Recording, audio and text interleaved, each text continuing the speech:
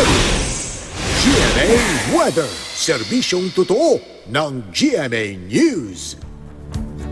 Mga kapuso, namataan ng US Joint Typhoon Warning Center at ng Japan Meteorological Agency ang isang low pressure area o LPA dyan sa may timog silangan ng Palau at siya na ay nasa may karagatan pa, malayo pa po sa Pilipinas at nasa labas pa ng ating Philippine Area of Responsibility. At sa wind forecast ng Metro Weather, makikita natin yung sirkulasyon na yan na papasok ng ating Area of Responsibility. Posibleng bukas siya mga kapuso at unti-unti gagalaw patungo dito sa may Eastern Visayas o dyan sa may Northeastern Mindanao. At sa araw ng Sabado, makikita natin yung posibleng sirkulasyon na yan na maging isang ganap na bagyo palapit dito sa may Eastern Visayas. Pero sa ngayon mga kapuso, wala pa pong epekto yung nasabing LPA sa lagay ng panahon dito sa alinmang panig ng ating bansa. At dito sa Metro Manila, mananatiling mababa ang tsansa ng ulan sa susunod na 3 araw.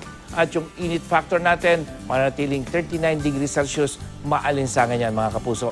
At ang posibleng init factor naman sa ilang panig ng ating bansa, dyan sa Baguio, maalinsangan pero unti-unti yung bababa niyang pagdating ng Biyernes. Gayun din sa malaking bahagi ng ating bansa.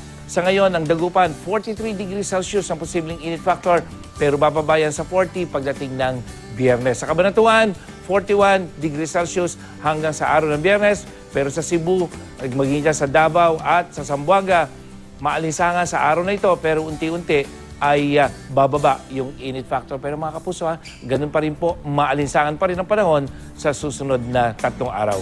At yan ang latest mula sa GMA Weather. Ako po si Nathaniel Cruz, magplano para sigurado. I am ready. Serbisyong totoo ng GMA News.